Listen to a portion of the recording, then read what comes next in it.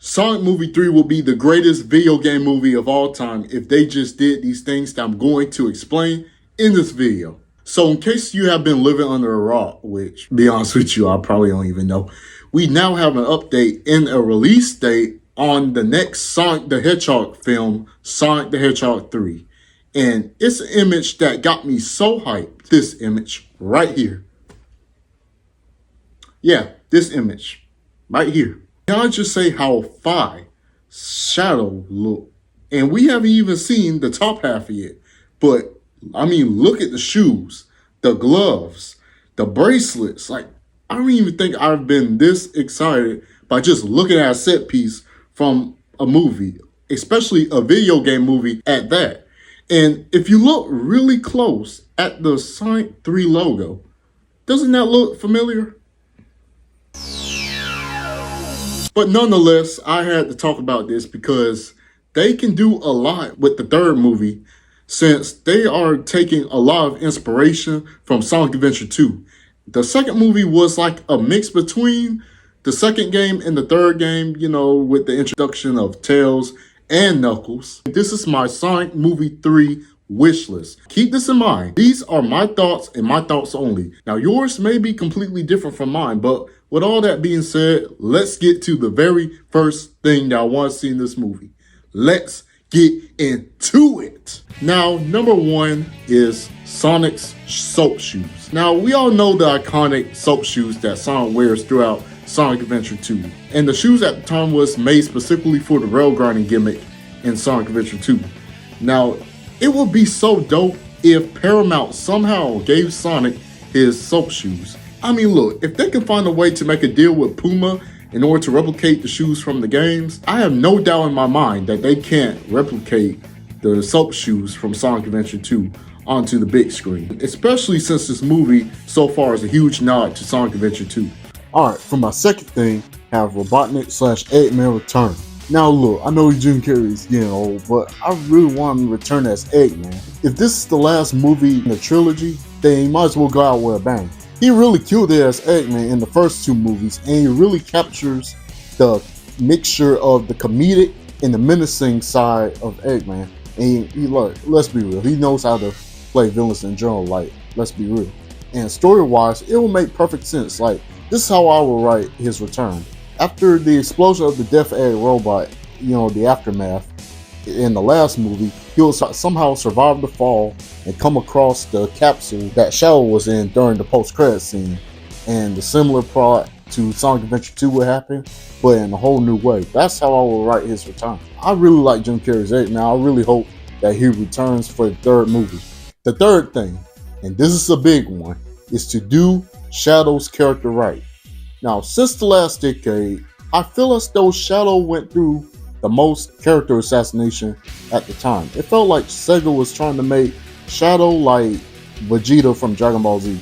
Hell, in that one Sonic Boom episode, they were really trying to make him like the Prince of all Hedgehogs or something. Now, did they?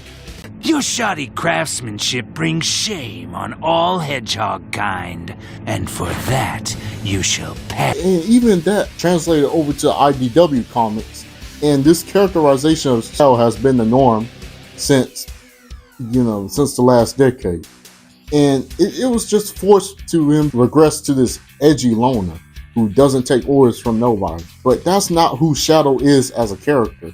Hell, that wasn't even his character arc, from his introduction from Sonic Adventure 2 all the way up to Sonic Adventure 6. He felt like he had a complete character arc and one of the most developed Sonic characters ever. Out of all the Sonic characters, he had the most insane character development. But it seems like everything after 06, they just said, fuck it, let's throw it all out the window.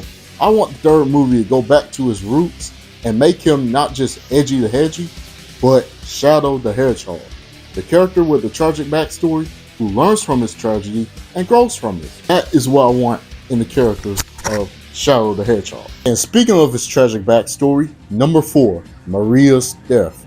Now, obviously this isn't a wish, but it's a must. If you're gonna have Shadow's character development grow from, the movie, you must give him his why. Why is Shadow the way he is?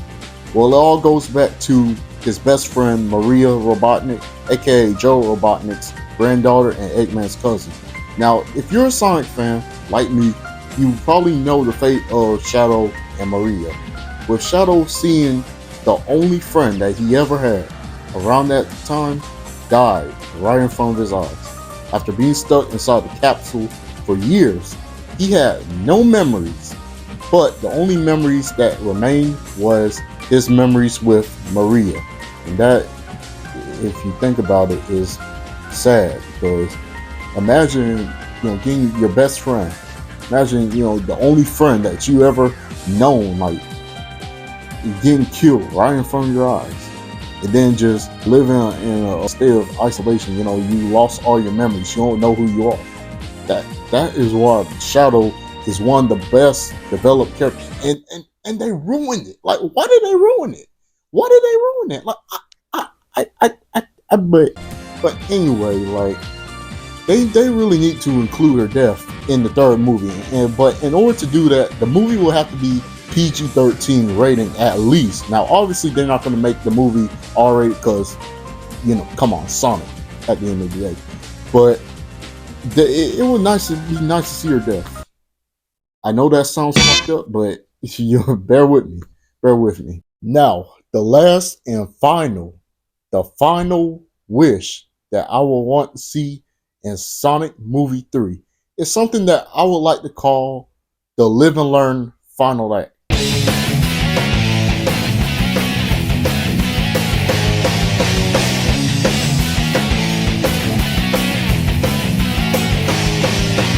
Now, I don't know who's going to be the final villain in the final act of the movie, but in the final boss of Sonic Adventure 2, Sonic and Shadow use the power of the Chaos Emeralds to go into their Super Hedgehog forms and fight this giant robotic lizard called the Biohazard. Now, from a narrative standpoint, it makes sense. The Bio-Lizard was basically the prototype to the Ultimate Life form during the creation of Project Shadow by Joe Robotnik. However, it was an experiment that gone wrong and was too dangerous. It was released later on in the game to destroy Earth. So Shadow and Sonic in their super forms teamed up to defeat the Bio-Lizard, and Shadow made his quote-unquote ultimate sacrifice. Knows how to say it, quote-unquote, because apparently after, Sonic Adventure 2, they decided to bring it back to life, but, whatever. He made this ultimate sacrifice to destroy the Bio-Lizard. This movie would be peak, I say, peak, if they replicate the feeling of the final battle in Sonic Adventure 2. The final battle of Sonic Adventure 2 has to be one of my favorite final bosses in any Sonic game, period. The music, the whole film with Sonic and the whole Sonic and Shadow team up. The build up was there since from the beginning of the game all the way up to the final act. The build up was crazy. That's how I want it to be in the third movie. Now, I've seen people speculate on the final act villain being Metal Sonic, which could be possible, but at the same time wouldn't make any sense. I mean, I would love to see, I would love to see Metal Sonic in live action, but I don't think that's likely. So let me know what you guys think in the comments. Who you think would be the final act villain of the Sonic Movie 3? And for the honorable mentions, these are just like two little things that I really, that are just little extra things to add to my wish list.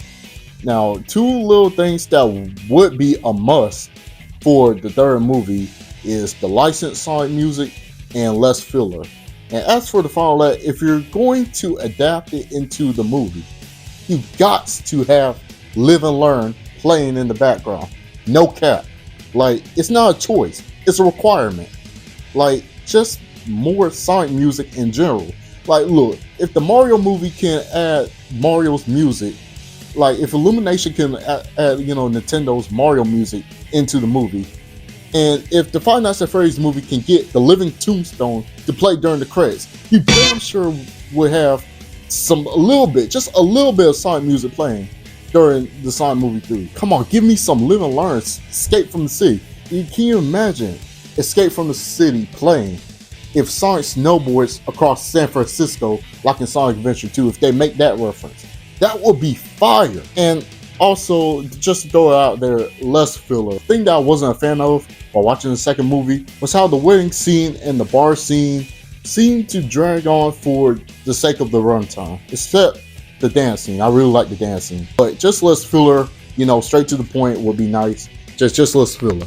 But that will conclude my Sonic Movie 3 wish list. I know it's a lot, but some of your wishes may be different from mine. So let me know your thoughts in the comments below. Like, what are your things that you want to see in the Sonic Movie 3?